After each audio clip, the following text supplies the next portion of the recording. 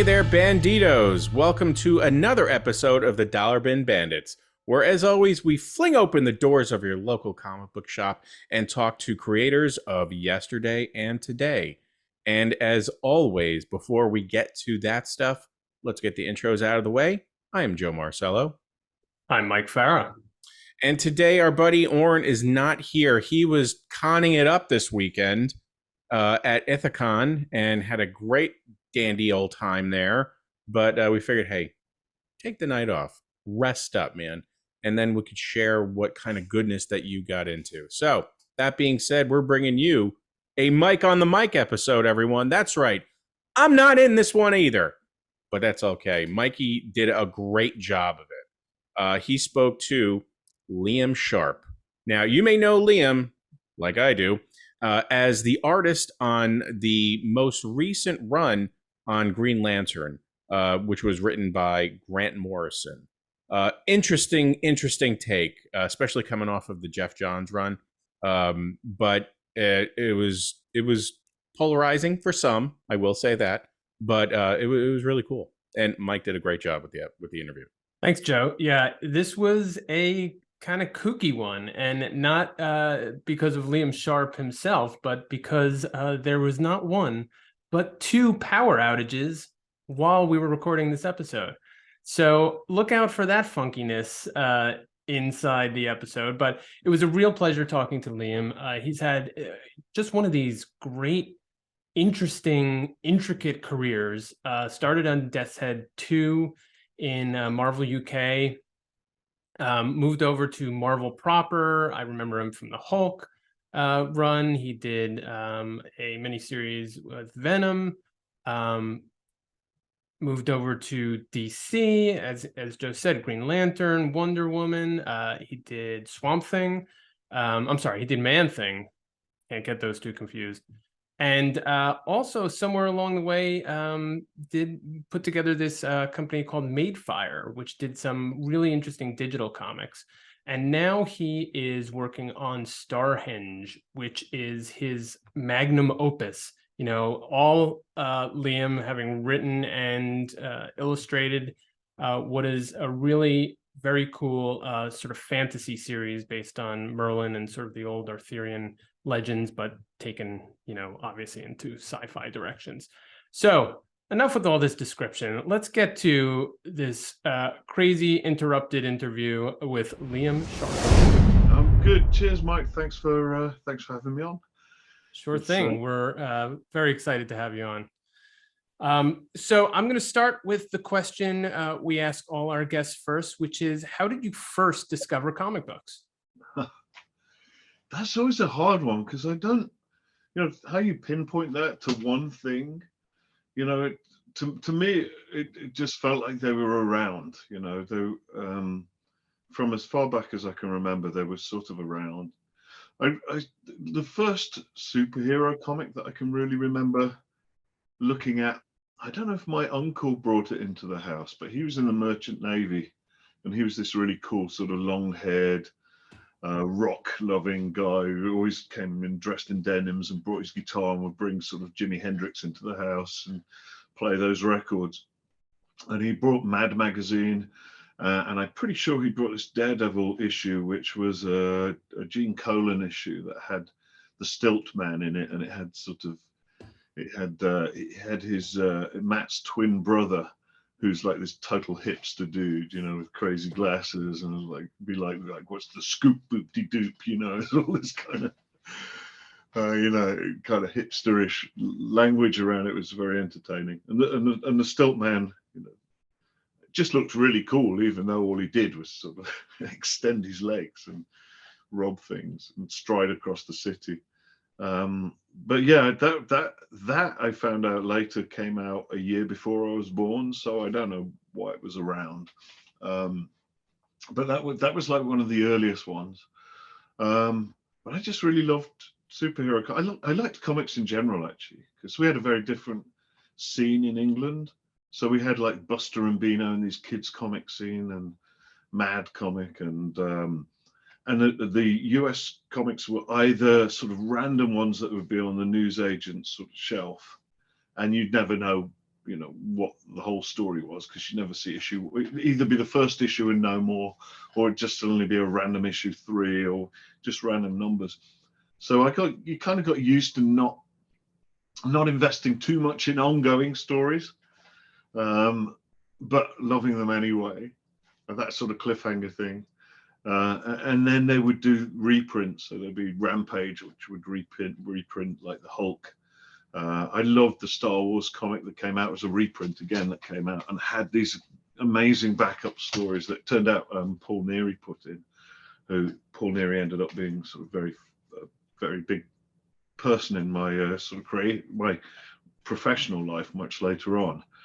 But he would put in these again, Gene Colan sort of horror stories and weird sci-fi stories in the back, and things like there was this Bill Sienkiewicz amazing Star-Lord story with this lion-headed guy, and John Byrne's Star-Lord, and a whole bunch of different things. So, I mean, a lot of different things. And Mad Magazine, I think I already mentioned, but yeah, so lots and lots of sort of influences, and they just always seem to be there. So I don't remember a first time. I would just obviously, even pre-conscious, I was obviously destined to like comics, and weirdly too, actually, my mum and dad didn't really read comics, so it must have been my uncle. It must have been him, and it wasn't like they were around everywhere else at my cousins' houses or anything like that. So, yeah, hard to say.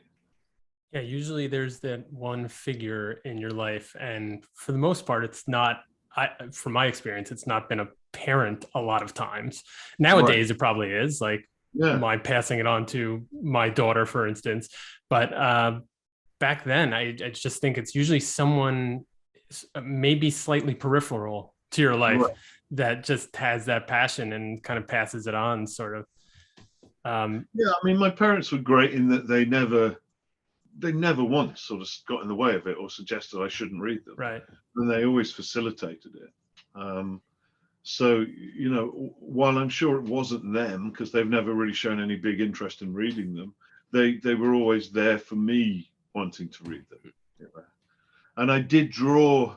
My dad still tells this story. I was about 7 or even 6 when I drew my first comic. And I sort of remember it because it was on a yellow, you know, those pads that you can easily rip out with the gum down the side. Right. And it was on a yellow sort of landscape pad, no, just a notepad. And I remember it was about a lion-headed guy before the Star Wars thing, but I always liked that anthropomorphic sort of, you know, and I don't know where that would have come from, but there was a lion-headed guy and his best mate who was this winged, eagle-headed guy. And they just go off on this adventure. And I guess they're just flying along and, you know, whatever. Anyway, my sister ended up cutting it all up. So, thanks very much. I mean, she was paying me back because I drew. She'd got this beautiful doll, and I drew a suit on it in a ballpoint pen that she could never wash off. Gave him like a beard and stuff, and I'm like, no. So revenge was sweet, and she cut up my first comic. But yeah, that was. So, you know, they were obviously already important to me at that point.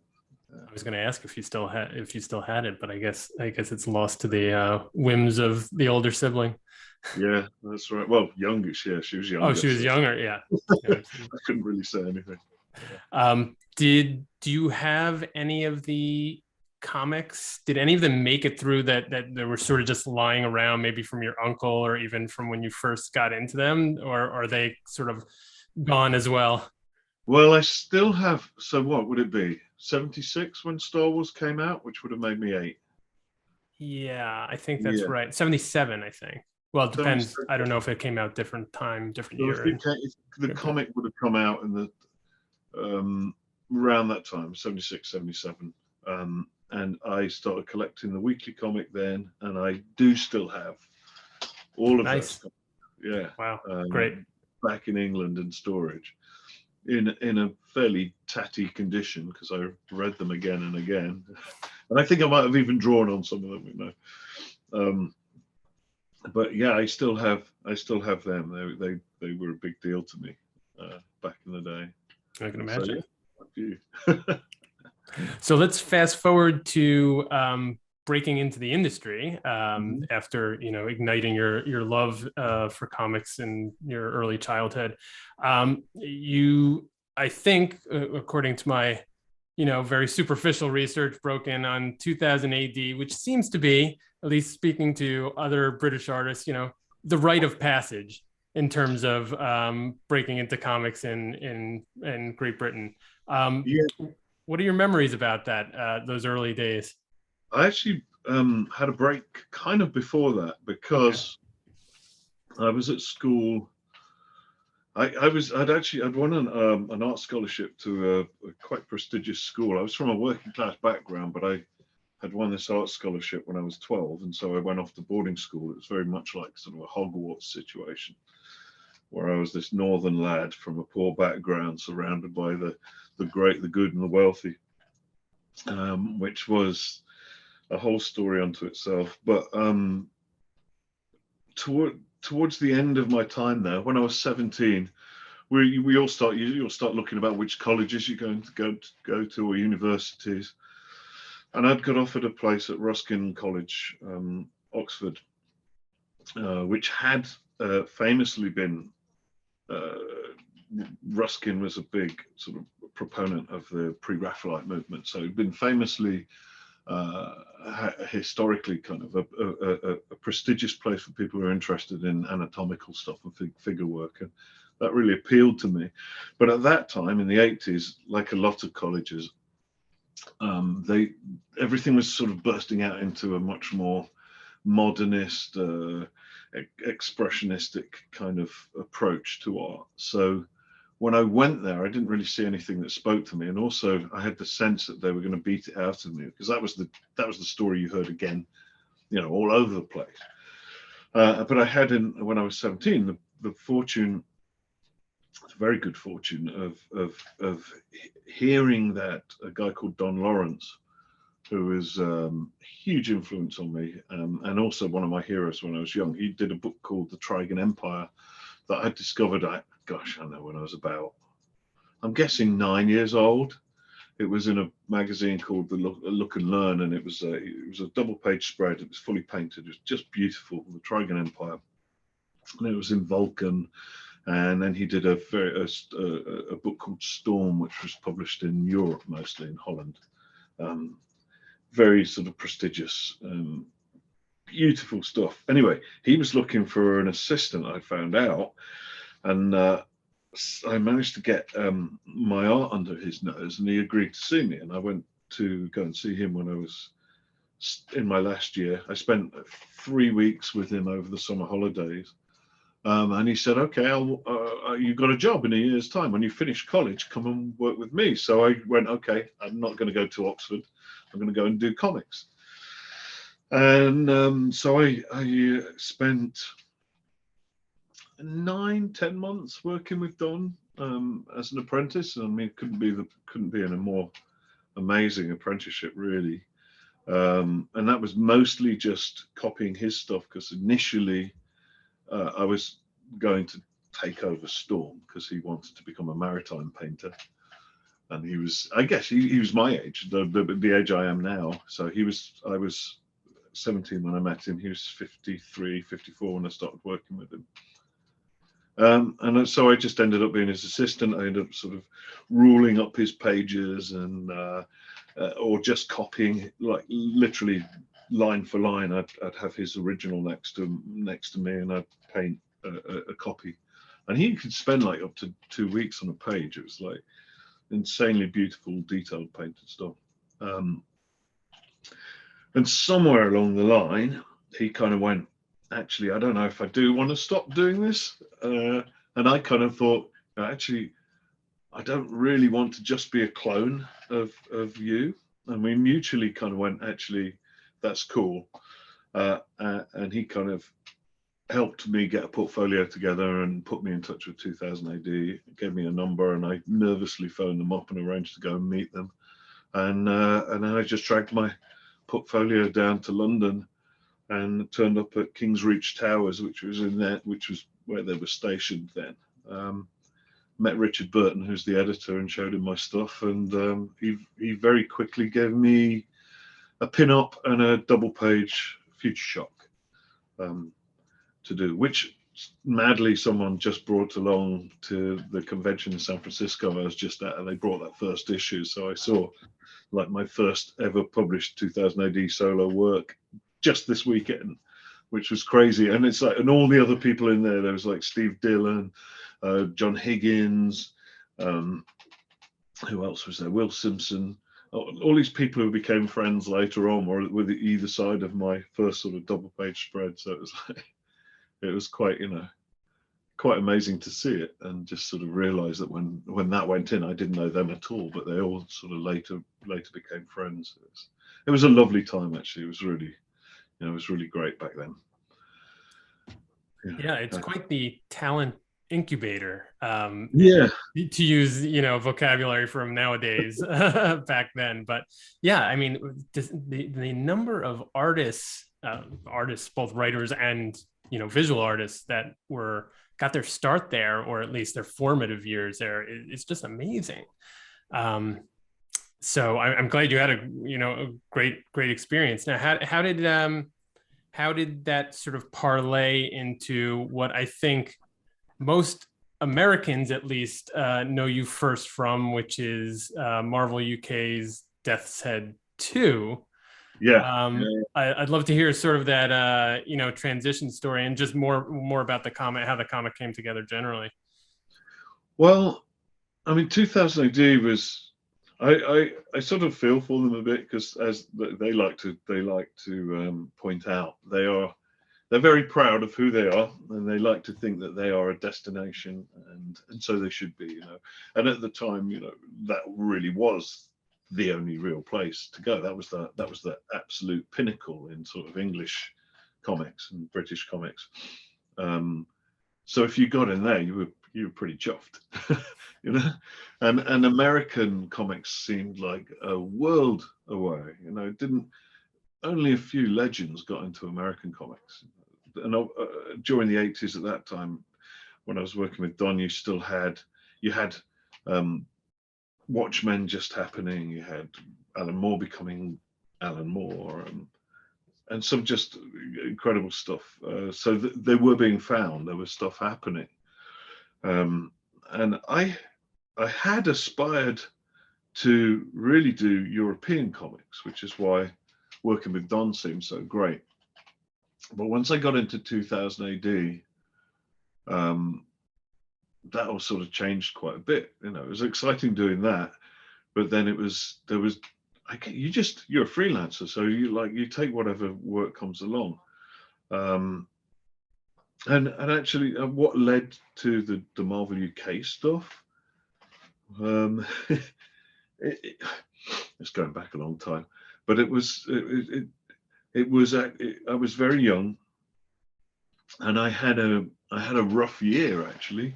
I had a rough year where I just not been able to stay on top of my finances, and hadn't learned at that point how to really organize myself sort of professionally, and to stay on top of the work, and to stay on just to figure out how to get it done, and where to set up, and how to see it through. And so work had dried up a little bit. I think I went through quite a big period where I just hadn't really got any work, and so I'd moved back to Derby. I'd had a studio in London prior to that with Andy Lanning and another artist called Brian West, and I'd moved up to Derby. It hadn't worked out, so I moved back to London, and had been doing like wild jobs, like drawing caricatures at Camden Lock, having to get up at silly o'clock in the morning to get a space with Brian, and we'd spend all day drawing, tourists. And at that time, I got back in touch with Marvel UK, and that was when Paul Neary was there. So I went in, met Paul Neary.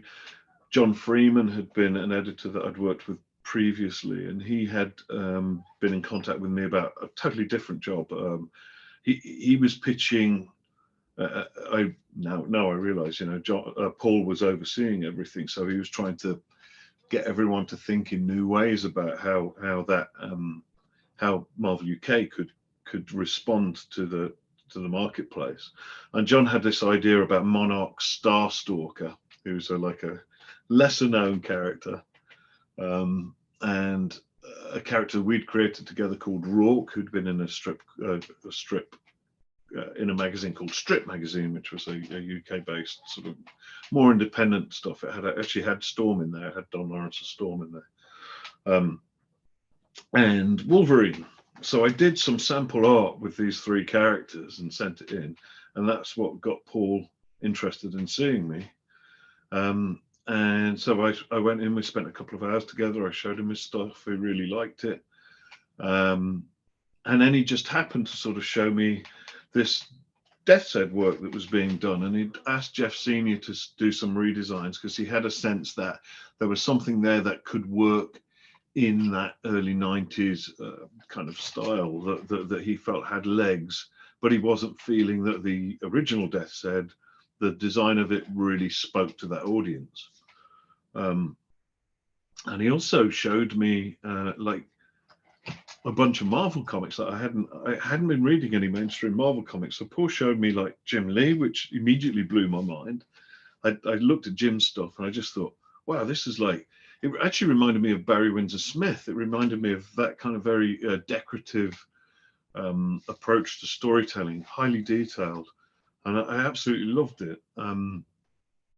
So there was that, and then he also showed me some actual Barry Smith stuff. There was like an Iron Man and a Fantastic Four issue that he'd done and on April Fool's Day, and gorgeous stuff. And it completely reignited my interest in American comics.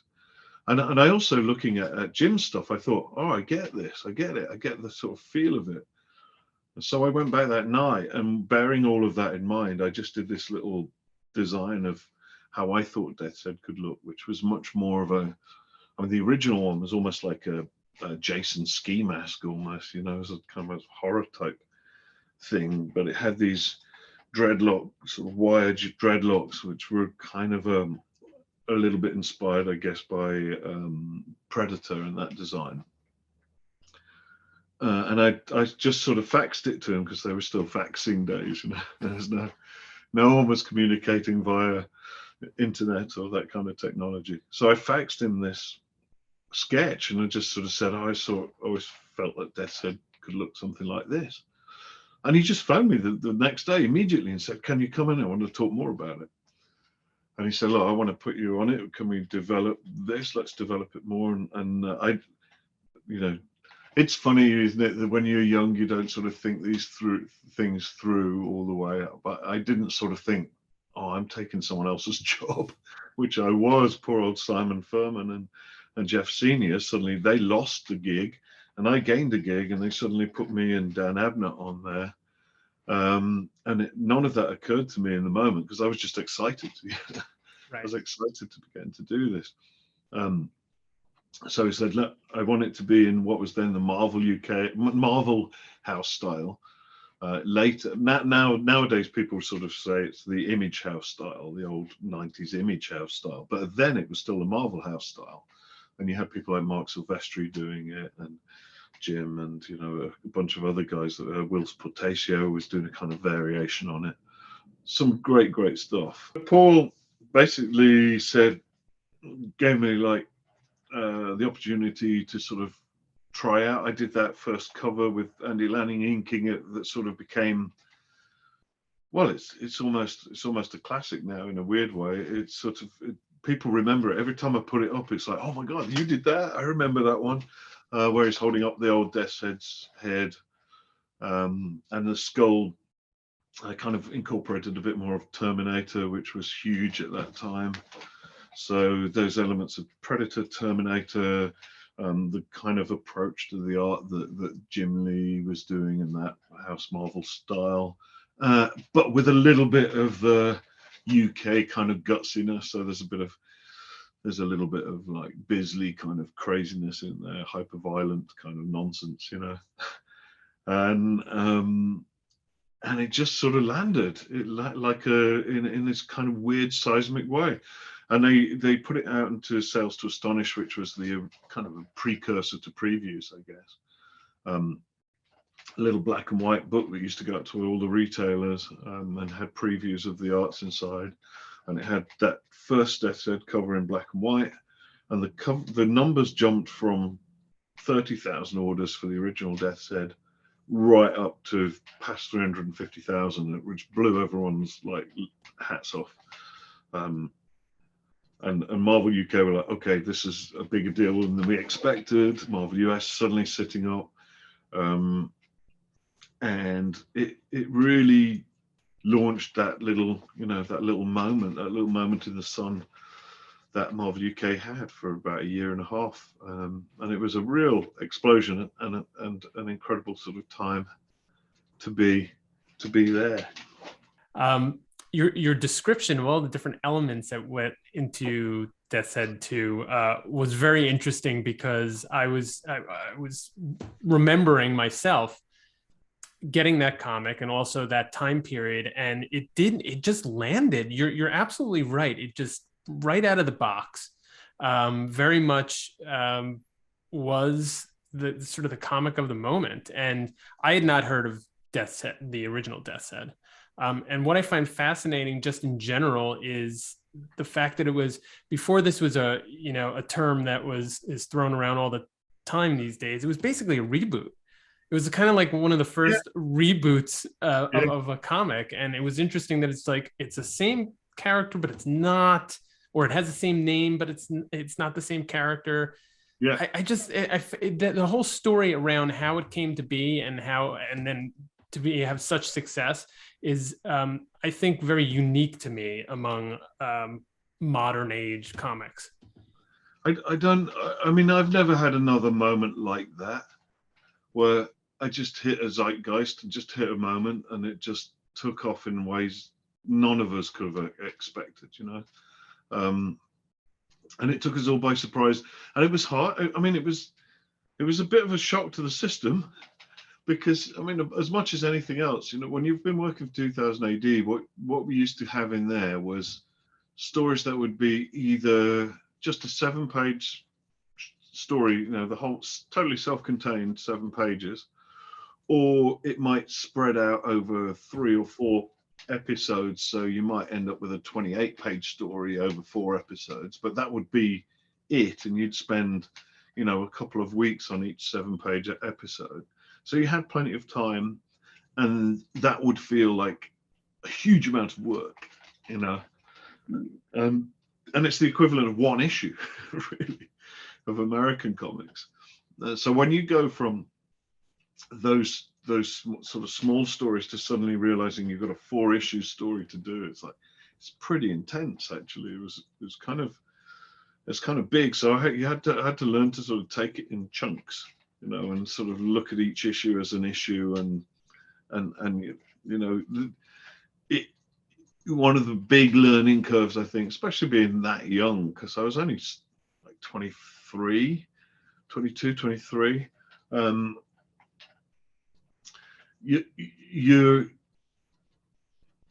There's just so much you have to learn about that sort of process. There's no wrap party, right? It's not like the end of a performance or a film or anything else. Everything's front loaded, so all the excitement comes at the front end, and almost inevitably with every comic there's some sort of trail off at the end, and by the time you finish, everybody else has already moved on to something else, and there's no sort of celebration of the finish of it, so it's a very weird back to front industry like that. So we kind of made, over the years, we've made a habit of like celebrating the end of a run and making something at home, so just family wise, so making something to mark the moment. Obviously then the trades will come out, and then that's something else as well, but by then you're usually embedded into another story or in another series, so it's sort of a little bit abstract, whatever that story is, you look up and the trade will come in and go, oh yeah, it's nice to see, put it on your shelf. So yeah, it was a baptism of fire, and I don't think, when look back at that time, there was that many of us that were really capable of that kind of long form process.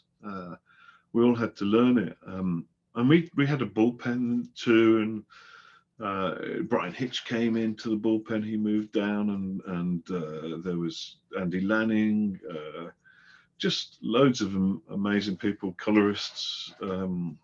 It became a real hub for creative talent, and just really interesting too, because all of a sudden Marvel UK had been sort of mainly known for doing things like Count Duckula and the Ghostbusters, or kids comics or reprints, or Doctor Who magazine, this kind of thing. It hadn't been known for doing anything cool or perceived as cool, or anything that was hot. So for them to land a book that was suddenly seen as hot was a really big deal. And we're making Wizard magazine, and Wizard magazine, which you remember, like back then, was a big deal. Everyone got that. That was the first like glossy big magazine just about comics. That was a star-making vehicle back then. And I think I made like the top 5 hot new artist list once, with all of those people who went on to form Image, Jim Lee and Silvestri and McFarlane, all of those guys. And if you could get sort of seen as being in that little pocket, then that was a good place to be for that little window of time, 3 or 4 years. And I managed to land right in there, which opened all the doors, Right. Blew the doors off, really. Yeah. I like the concept of a wrap party of sorts at the end of a run. So I think that's something other folks could take a page out of that book. But yes, you're right. So not only 2000 AD, but in some senses, Marvel UK was also this sort of talent incubator, and sort of gave some opportunities to artists such as yourself to kind of develop their craft. And then many of you, or a lot of you, and you specifically, moved over to main Marvel. I don't know how to refer to it or how you referred to it over at UK, but the headquarter Marvel, to do a number of books there. I mean, it was a great entree into that world, I would suppose, right? It was incredible. And again, it was a little bit more than I was probably ready to handle. So, I went from a 4-issue series to then the ongoing series to suddenly Marvel wanting to do more with me. So I did I think it was like a slow introduction. So there was a backup Spider-Man clone story with James DeMatteis, which was great fun, because I was a big fan of DeMatteis, and he's just brilliant writing. I loved his books of Blood, actually. Blood a Tale, sorry, it was called, which was like a much more interesting, just very sort of, it's that epic illustrated, like more grown-up approach to comics that in my heart I really wanted to do, but I was finding that I was suddenly appealing to a mainstream audience. So anyway, there was the Spider-Man book, and then that led to a Venom series, 4-issue Venom series, Venom the Mace, or it might have been 3 issues actually. Carl Potts doing it, and that was one I was like, I don't think I could do it, I'm so busy. And they said, well, just do the breakdowns, so I did the breakdowns on that one. I mean, it seems crazy now looking back that they felt I was hot enough, that they wanted me that badly, that they even if it was just to do breakdowns. And I remember at the time thinking, this is terrible. I'm just sort of, this isn't good enough. But I'm trying to remember the name of, I'm blanking his name, the guy who did the finishes on it. And he is actually someone I communicate with. So I'm sorry that I'm blanking. That's okay. This is me all over. It's happened before. I can I'm try trying- to give a I've probably quick got look. it. I've probably got it handy somewhere because they did a big collection of it. It'll pop into my head later on. Anyway, I shouldn't be forgetting his name. Bill Reinhold did the Bill inks. Reinhold. Bill Reinhold. He did an amazing job on the finishes, and I've looked at it since and just gone, he did a great job. It's a nice looking book, actually. It sort of still stands up, and it's got tons of energy, and he's just a really good artist in his own right, and so I was very lucky to have him doing the finishes. So there was that, and then eventually they said, okay, we'd love you to do the Hulk, which I was over the moon about, because obviously at that time I'd been reading Peter David's run for a while. I'd seen the McFarlane run, which I loved, and Dale Keown did that astonishing run, and that was followed immediately by Gary Frank, who is an ex-Marvel UK guy, amazing. He did Motormouth and beautiful art. A huge fan of Gary's stuff. It just his character work and the interaction of the characters is second to none.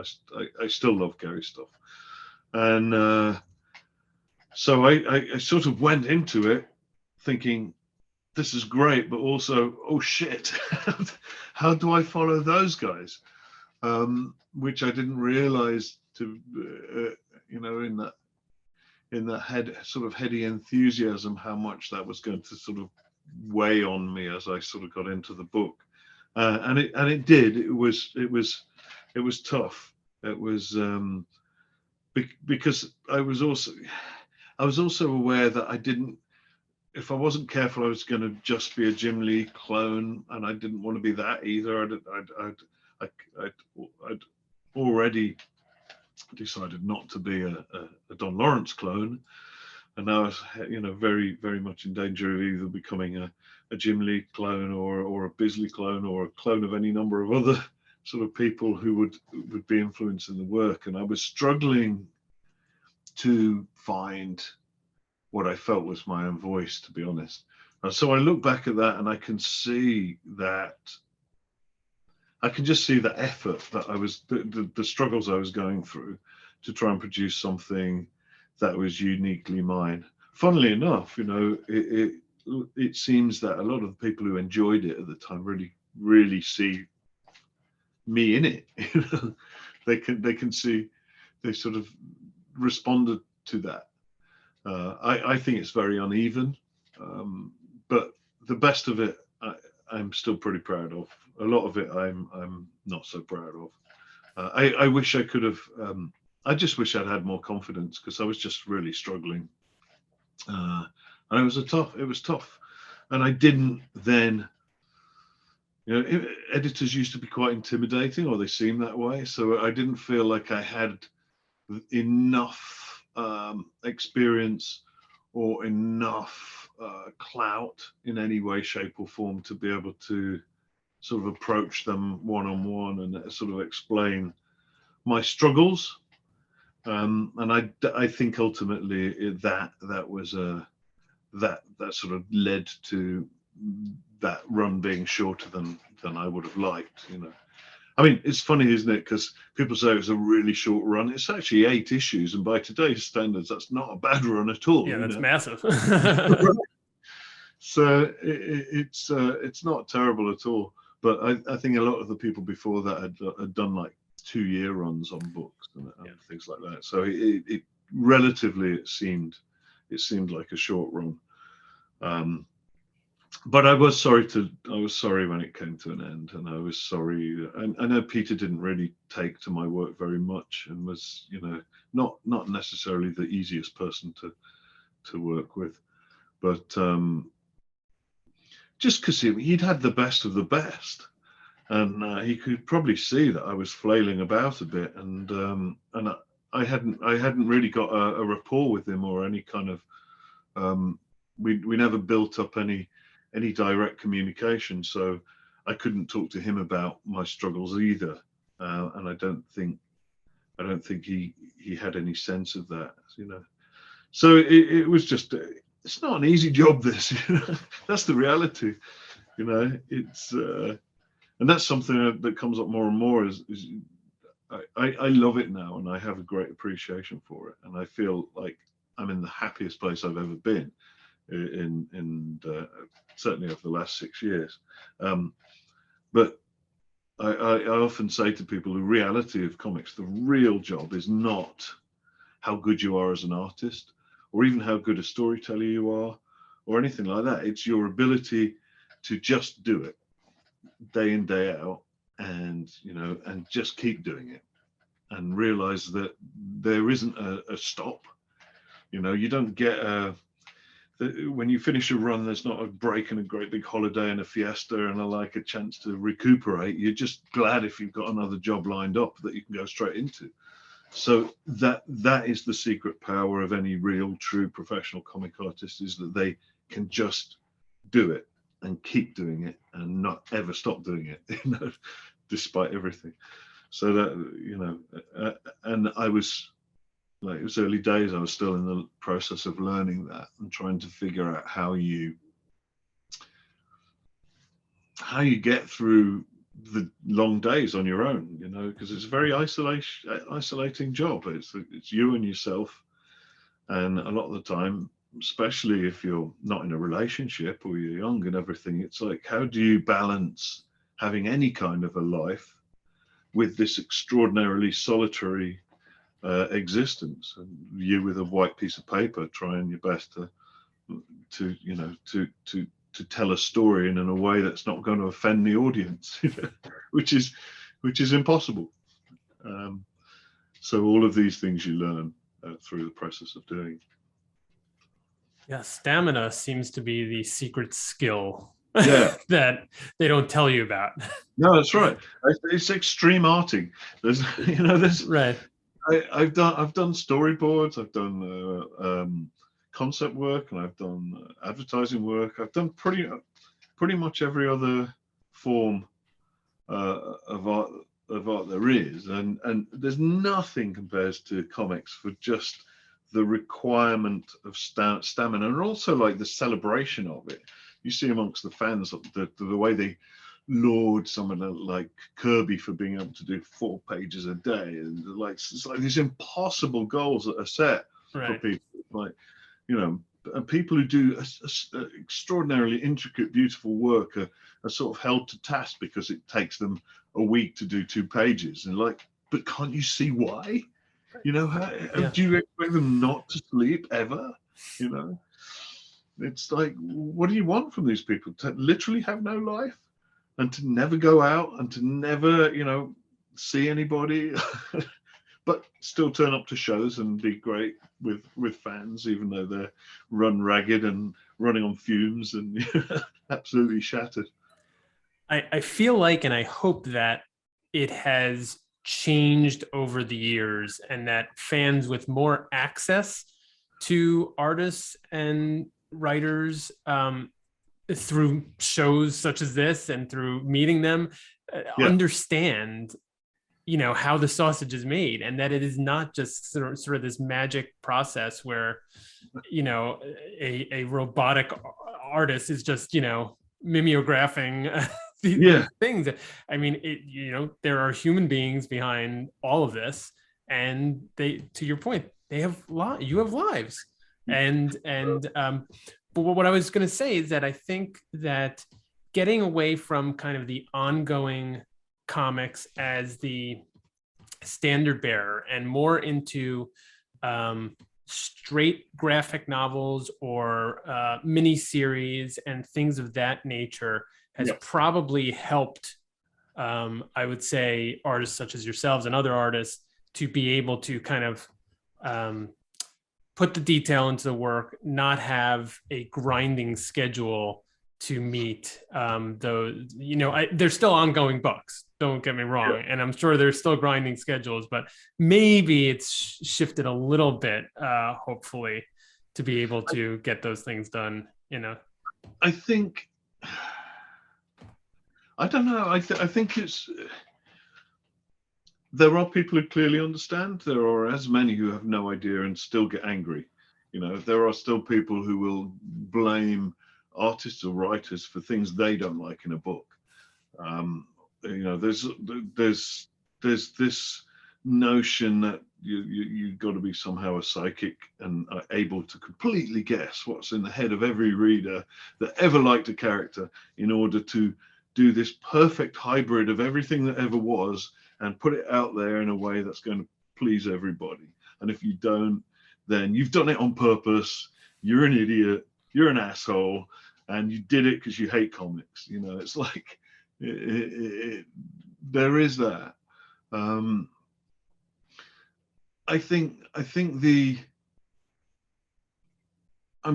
it's funny because for the amount of work that goes into it, you have to make a living because the page rates are not universally great, you know, and some of them are really low, especially in some of the more small independent kind of things. So for a lot of people, you almost need to have sort of two jobs to be able to do it, especially setting out. It's very hard to make a living at it, and then to keep having a living at it. So while perhaps a company might be understanding for a job that they want to look a certain way, just you as a creator don't necessarily have the luxury of the time you would like, because you need to get the money in. So you need to get the work done regardless of whether you have more time or not. And that's part of the problem.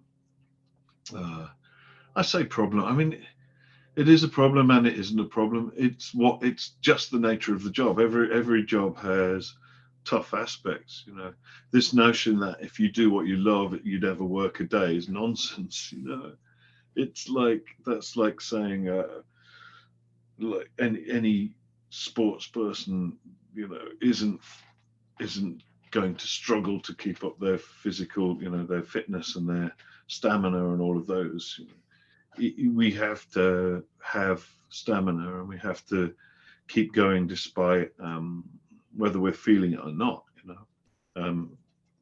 So it's but I hear what you're saying. I think people are definitely, I certainly feel like my fan base is empathetical towards what I'm doing, you know. And I definitely feel like I have a lot of people on my side and supporting me, and but was I reading it? It was in a see if I can find it, because it was a great quote. It was in Jeff Jones's book Yesterday's Lily. There's a lovely quote. Well, the gist of it is basically that once you stop for any given amount of time as an artist, you're very, very quickly forgotten. So there's a sense that if you and I've found this myself, you know, if you don't keep the books on the shelves, the next person comes along, and the next person comes along, the next person comes along. It's very much like pop, except we don't ever make enough money that we can retire on a single series, you know, unless you get that. I mean, there are no 7 million selling comics anymore. Even the people who have made a lot of money from comics continue to make comics. So there's no, like, you can't expect to have a 3-year window where it's also great you can retire. You're constantly competing against every new hot thing that's springing up every single month, and you know, every 6 months or whatever. You're still trying to find some way to be relevant, some way to be fresh, some way to remain excited by it, and some way to just enjoy the process of it. So it is, you know, it's ongoing. You can't rest on your laurels. You can't sort of relax. But that's also, I think, one of the things that makes it so sort of exciting and dynamic. And, you know, for something that, as I said earlier on, you spend your entire time in your own head with, I think as you get more and more into it, and the longer you go on with it, and the more you just become aware of all, you know, the more, I guess, the more you know about all the different companies, all the different aspects of publishing, the different aspects of how it's sort of evolved over long periods of time. You just have a much more worldly view of what the medium actually is, and I guess you've got a little bit more to play with in that sense. And if you choose to sort of embrace that aspect of it, it can stay a very rich and fulfilling kind of a medium to be working in. I mean, certainly for me, rather than it becoming more and more tedious as I get older because it gets more and more repetitive, I find the exact opposite. The more I know of it, the less I know of it, because there is so many different ways to cut it, and there's so many different approaches and so many different story angles. I mean, it's as infinite as any other medium, I think, you know, and that becomes more apparent as you go on. If that made any sense. Yes, that totally makes sense. I am going to rewind this though, and by the way, for that quote, feel free to email it, and we'll put it in the show notes later on. So don't worry about finding it right now. But you did give a good summary of it. So getting back to sort of your struggles and growing pains coming into main Marvel and Hulk and all of these things. I'm curious when you think you're, after all of that, or maybe somewhere in the middle of it, you found your confidence. Like, when did you feel, and it may have been even a long time from now, may not even be now. We've had artists say, you know, I'm still working on it. Was there a point where you were like, okay, I'm kind of past this, either wearing my influences on my sleeves or not being happy with my work? I feel like I found my, top gear, so to speak.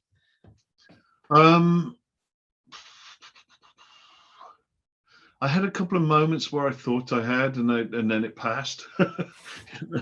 So I think the first time I thought, oh, okay, I'm getting close to it, was back in around about 96 when I was doing Man-Thing.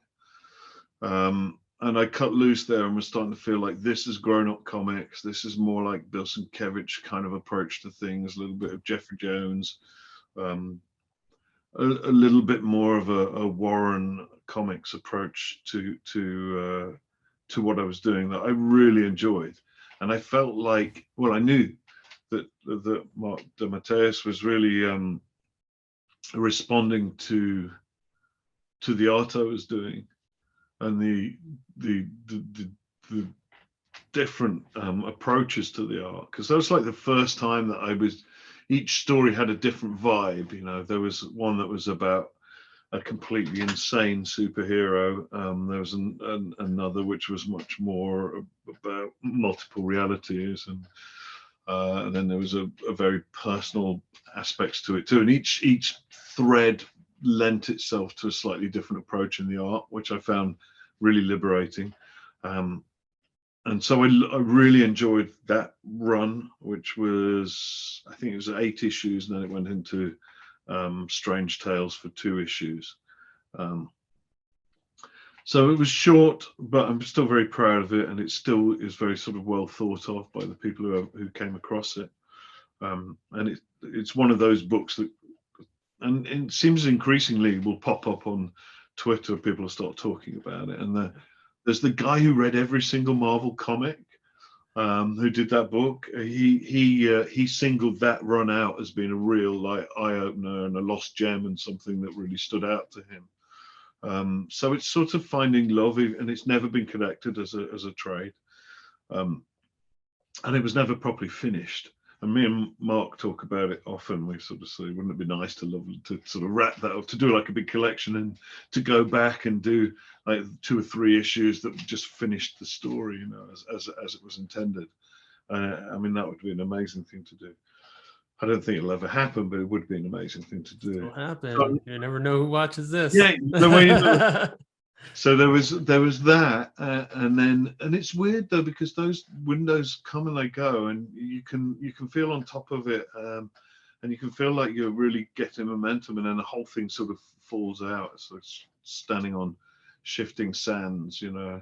I went on to Spawn after that, Spawn the Dark Ages, and that really sort of, I think I was just taking on too much. I was doing sort of co-painted covers with Glenn Fabry and doing the pencils and the inks, and it was a monthly schedule, and it was just really tough going. And there was a lot of back and forth about what the direction of the book was. There was a little bit confusing. And again, I was still pretty young, and just I didn't feel like the communication was that great back then. Again, different times. If we had the internet, again, it was trickier. It was a tricky book, and there was just too many moving parts, I think. And again, it was just one of those things where I think Todd had a very strong idea about the direction of the book that he wanted to go in, and it wasn't quite hitting the mark for him in that sense. So he wanted to replace the team. And so I was sort of off the book and reeling a bit, really, because the timing was pretty bad for me. And again, you know, no fault of his own. Normally, what had happened largely up until that point was there'd be moments, you'd have a month or two maybe where you didn't have any work. But you could usually secure something. But that one came a little bit out of the blue, and I had nothing lined up. I had a big project I'd wanted to work on, and I took some time out to do that, which ended up being a bit of a mistake. It was a personal project. Ended up being my first novel, actually. But originally it was like an illustrated tabletop book in the sort of style of the old Roger Dean Paper Tiger illustrated sci-fi books. I had for a long time between, so I started out wanting to do comics, but for quite a long time in my early sort of teens, I really fancied being like an illustrator, science fiction, fantasy illustrator. And there was a heyday for that kind of material that came and went, and had sort of stopped. And I thought maybe I could, you know, the arrogance of youth to some extent, thought that maybe I could kickstart something that would be along those kinds of lines. And so I took a few months off to try and put this art book together, and it just didn't find a home. And then there was just no work, because there was a really rocky time. So 98, there was a big collapse going on with the industry, and if you weren't lucky enough to be on one of the major books that was going to keep going through that time, the chances are you weren't going to find anything. And that sort of really hit me. So I had a period then of like over a year where I just had no work at all. And it doesn't matter really, you know, because this is still, I'm still answering a question from ages ago about the point of where you sort of feel you're confident about what you're doing, and not getting any work for a good year will knock that out of you pretty quickly.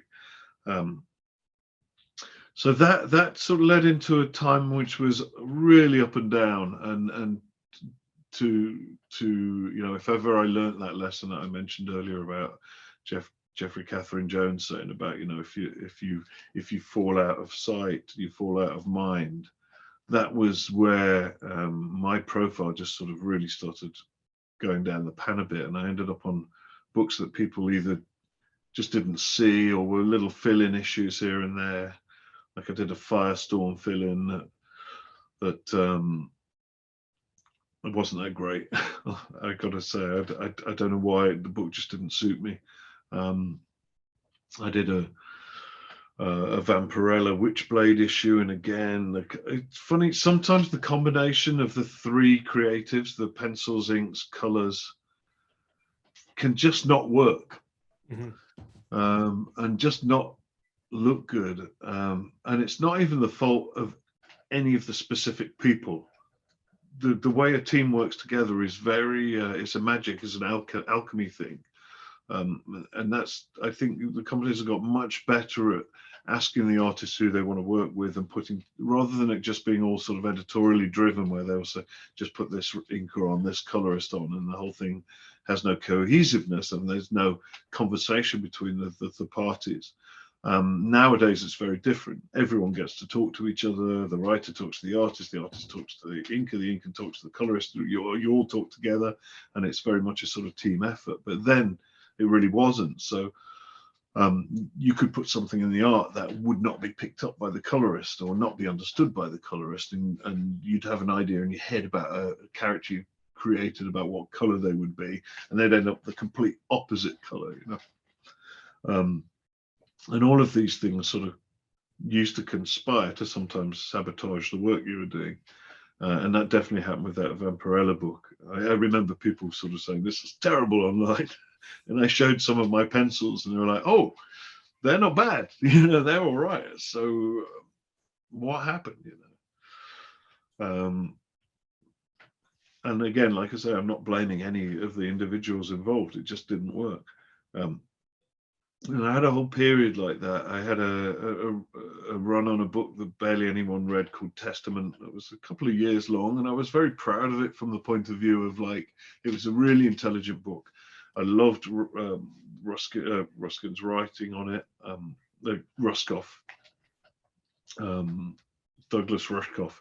He's a sort of intellectual Ivy League, anthropological writer with a very deep interest in the Torah and the origins of mythology and the origins of religion, and is also a futurist, and has written books on, like, what the future of technology might look like, or the future of society might look like. And that book was a really a combination of all of those aspects. But I think that religious people didn't want to read it because they thought it was anti-religion, and non-religious people didn't want to read it because they thought it was religious. So it kind of fell between pillar and post. But it, either way, it wasn't exactly seen.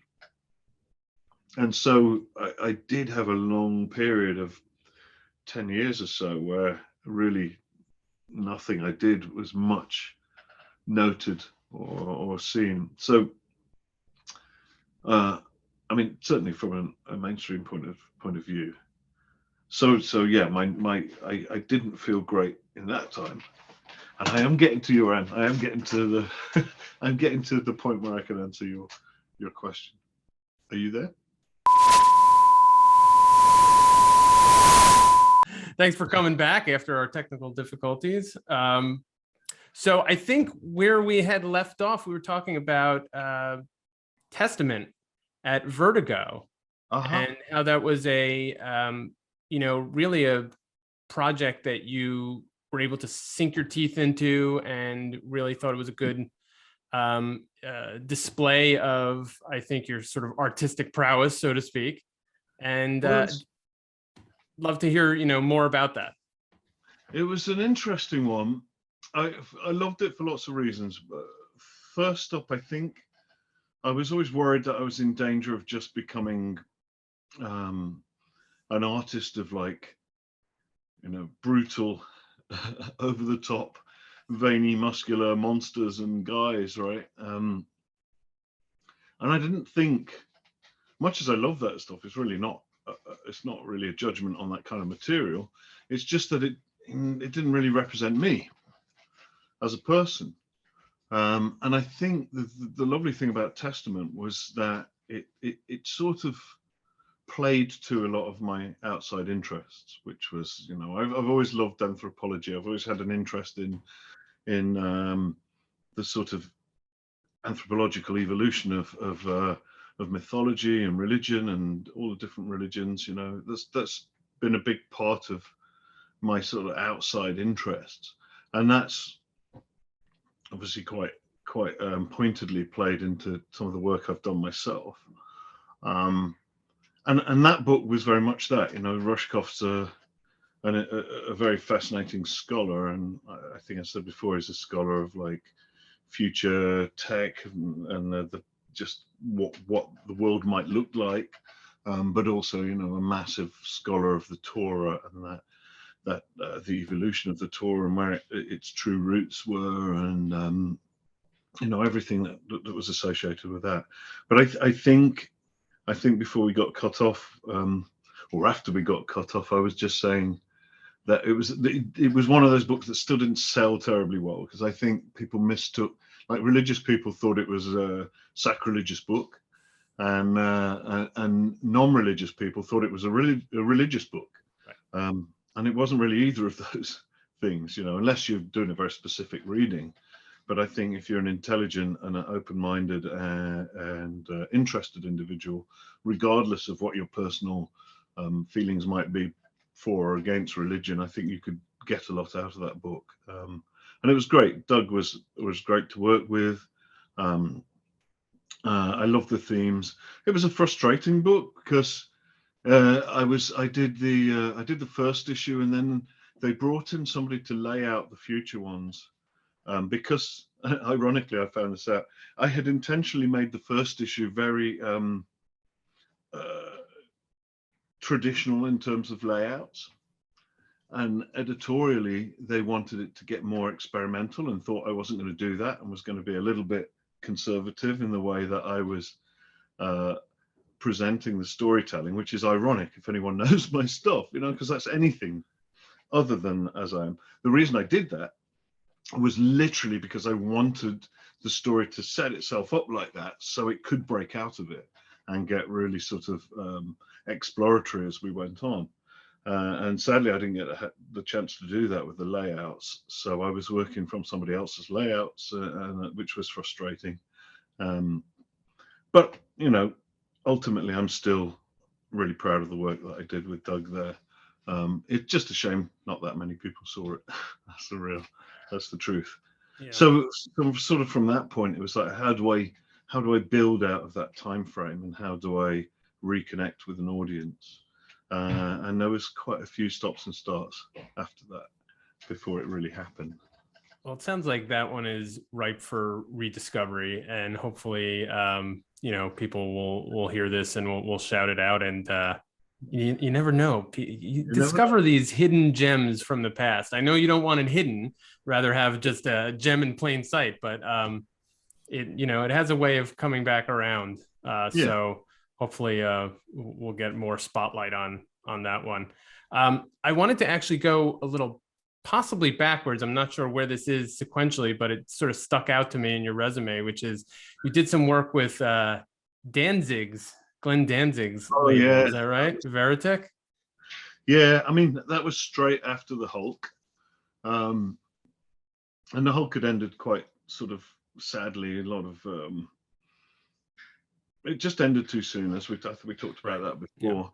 Yeah. And it was a real hole. I just felt it, and Glenn reached out. He was a big fan of the Hulk work, and he had this book. I'm trying to think whether the first one was Goth, which really he wanted a Hulk artist on it, because it's a similar kind of a character. It's the Hulk gone wrong, and so that seemed like it could be fun. And it kind of was. It just was a little bit mindless, in terms of the storytelling. It was called Government Operation Total Hate, which it was loved by the people who loved it, and it sold all right. And I thought it might be. I think I also mentioned before, I was a little bit enamored for a while of people who were pushing boundaries outside of the mainstream. And I was a fan of Simon Bisley's stuff, and he was already working with Glenn. And obviously he was doing the Frazetta related titles. So it seemed like a really, really cool setup there. And Goth led to Jaguar God, which let me do, you know, a couple of painted covers. There's one I'm particularly proud of that was very Frazetta-like, that I painted in oils. And that led to the Death Dealer. And the Death Dealer, there's no way I was going to turn that down, because Frazetta just was like my, you know, one of my absolute idols, of course. You know, I'm a cliche if nothing else in that regard. But you know, the best of the best for a reason, and that material just sort of blew my mind. So the chance to do Frazetta's, like, probably most famous character was like something I couldn't really turn down. Again, though, I think, as I later found out, Frazetta himself was not really that happy with the sort of very gory approach and the, you know, the extreme approach of it, because I think he saw that character as a much more romantic, classically romantic kind of a character. Certainly, I spoke much later on to his friend Jim Silk, who wrote the novels, and Jim was saying, yeah, he wrote them as a kind of a, you know, a romantic fantasies, which perhaps Frazetta's art would suggest is, you know, not necessarily what you take away from that. But Frazetta was not really into the extreme violence. It was great to do the Death Dealer. It was sad that Frazetta was quite vocal about the fact that he wasn't very fond of it later on in his book, which was sort of heartbreaking, because I had no sign of that. And then I bought his book and was pouring through it. I think it was the first one, possibly called Legend or Icon. I can't remember now. I blocked it out for a few years. I'm over it now. I'm fine, you know. And I've done subsequent Death Dealer material, and I'm absolutely fine. But at the time, it was like to pick up that book from your hero and read it and see your name and be so excited, and then see that he wasn't very happy with what you did was, you know, it was a bit of a blow. I actually sort of spent some time writing a big letter to him and never sent it. Sadly, he had the stroke, so I was never able to talk to him about any of this. And we did have a meeting lined up, and I was so excited about it. But then he had the stroke, and that sort of brought an end to it. But it might have changed my whole approach if I'd had that conversation, you know. So, but later on his 80th birthday, I did a piece that ran in SFX magazine, and then that has been used as a cover for a collection of art by different artists that will be coming out from the Frazetta girls later on. So, you know, I got over myself, and you know, this is the thing as well. It's like we're all sensitive artists. We're all, Of course. you know, there's a few badass guys out there who manage to just not be touched by anything and just don't really care what anyone thinks. But most of it actually kind of, you know, take it all a little bit to heart. And we need to get out of the way of ourselves, you know. Otherwise, we'll never get anything done. You spend the whole time just in the stress ball worrying about what everyone else thinks, you know. Yeah. I mean, you work in an industry or the, you know, vocation you have is like any other artist, even if it's not visual, very subjective or received very subjectively. And that's always going to be this, you know, minefield of emotion. You know, I did a little writing. I mean, not as much as a professional comics or novelist or anything, but yeah, it's tough. It's tough getting reaction to you're tough on yourself, which I know you are as well. But you're also very sensitive to other people's opinions of your work as well. Yeah. It's funny. It's like, you know, literally every single time, and you always forget it because you come up to a launch and all you've thought about is the excitement of getting whatever the project is together, whatever new title you're on. And I just had a Kickstarter launch for the third of the art books that I've done. That just went out yesterday. And the process of pulling it all together, working out the logistics, putting the thing together, planning everything, you sort of forget that the second you actually kind of go live with it, you instantly go, oh God, what have I done? You know, and then, you know, it only takes a couple of negative, like a few like a few questions about, you know, one thing or another that you've messed up that's brought to your attention. You're just like, oh my God, I messed it up already. It's always exciting. It's always nerve-wracking.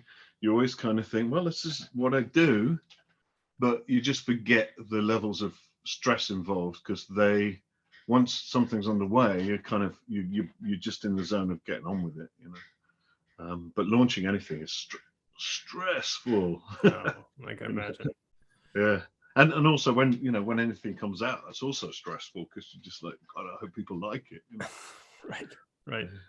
Well, one thing people liked, and was certainly a high point commercially, and I think probably artistically as well, was Gears of War, right? Which, according to my research again, was the best-selling title of 2008.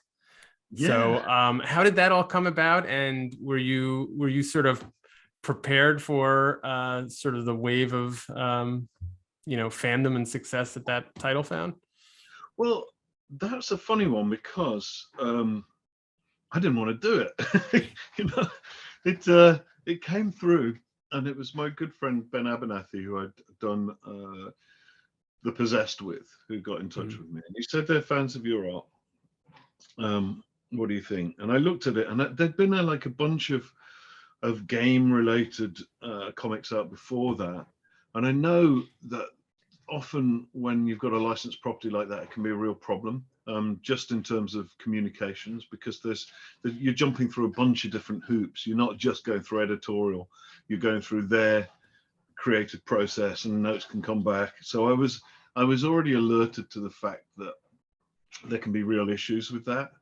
The second thing was I'm not a gamer at all, so I didn't even have any sort of game station. The kids were happy, the boys, and my daughter, because we ended up having to get an Xbox and get the games, and they had to play it while I watched. and I got reasonably good at it, but it meant they suddenly had an Xbox, and which is something that we'd never sort of even considered. I have no idea why. I think I just never really had time for gaming, so I never got into it. So and I just thought, oh God, this whole world has been so designed, and they're going to want me to do it exactly right, and it's going to be a nightmare. And I had been sort of leaning into like wanting to do really something a bit more mainstream. I was hankering to do a superhero book again. I didn't even care what. So I didn't want to do it. And I showed it to my wife, Chris, and she looked at it and just said, "What, are you stupid? It's like, this looks like you designed it." And I kind of looked at it and thought, it kind of does a bit, really. And she said, "Yeah, just think of it like Conan, but with guns." And I was like, oh, okay. And then I thought, actually, there might be a strength in the fact that I am not approaching it from the point of view as a gamer, but as I want to do the best comic that I can of it, as if it's like, this is just a comic IP, and I want to, treat it in a very respectful way, but just make it a great comic, as if that's all it ever was a comic. And I also really liked the script that Joshua Ortega wrote, because there was a sequence in the first issue where one of the soldiers gets hit, and it takes him about 5 or 6 pages to die across 2 issues. And when he dies, it's just very quiet. He just sort of stops quiet and sits there quietly and just dies. And it was so nicely done. And I didn't feel like I'd really seen that before, especially in such a gung-ho sort of IP as, such a macho, all guns blazing IP. So that was really appealing. And ultimately, I put a lot of thought into it, and I think that was, up until that point, that was the most consistent, polished, just piece of comic work I think I'd ever done. I think it was the first time that I married up my sort of love for very detailed, illustrative kind of finish of things with strong storytelling, panel to panel storytelling. And I didn't put one over the other. It was just like, stick to the script, tell it as clearly as you can, and do it as well as you can. And so I look back at that, and although a lot of it was pulling teeth and it was really, really hard work, I'm still really proud of that. I think a lot of the art stands up, and a lot of the art, I don't know if I could do any better now. And I see it as kind of a precursor to the Wonder Woman run, because when I came back and did that, that was the level of expectation I set myself in terms of like just quality of the work, quality of the storytelling. And just doing it as well as I could, and not trying to grandstand, and not trying to show off artistically, just to tell it as well as I could. But the frustrating side of it was, I think, sadly, was even though it was a huge seller, it's an IP, it's a game IP, so it wasn't really seen by the comic crowd. It was seen by the biggest audience I've ever had. So they did all Hall H in San Diego. Yeah. I got in. That's the second, or was that, no, that's the last standing ovation I ever had, was for Gears of War in Hall H, a massive hall, and they just called my name, and everyone stood up and cheered. I was like, oh my God, this is insane, you know. And I was with the guy they'd based, the football player that they based Coltrane on. I don't know his name. I'm terribly ignorant about American football, but I believe he was a very big star. He's certainly a very big bloke. I wish I could remember his name. So there was a bunch of like relevant people, Joshua Ortega and Cliff. I've forgotten his second name now, but he basically created the game. Krasinski, as in something like that. Sorry, Cliff. Familiar. I wish I could help you. I'm neither a gamer nor a big football fan either, so I can't fill in the blanks. All right. Coltrane was the character anyway. Yeah, that I recognize. Yeah. But yeah, and yeah, I'm terrible on those sort of details. But yeah, it was. But it was, it was huge. So it was good to, it was good in its outcome, and it was good in that. I think I really, that's where I came of age as a disciplined storyteller. It's funny, it's a combination of both. It's a combination of 2 years on Testament, just getting the job done, and I kind of made a point to myself that whatever bitching I did at home, whatever if I had a frustration or whatever, I would keep it at home, talk to Chris about it. Often it's so easy with email sometimes to misinterpret meanings, or you mean something. Bite my tongue, measure twice, cut once, and just do it, and be as easy to work with as possible. Always be there, always turn up, always get it done on time. And I did that for Testament, and I did that. I mean, that's been my obsession ever since, really. Really, if there's one thing since that time that I've been really, really obsessed about, it's just delivering, getting it done, to the point that it's almost been a joke. I've had editors laughing because I've apologized for delivering on the day instead of 2 days earlier, and they said nobody apologizes for delivering on the deadline. That's ridiculous. So, that's become. I mean, they always say there's 3 things. It's like you need to be 2 of the 3 things: it's fast, really, really good, or a really good person to work with.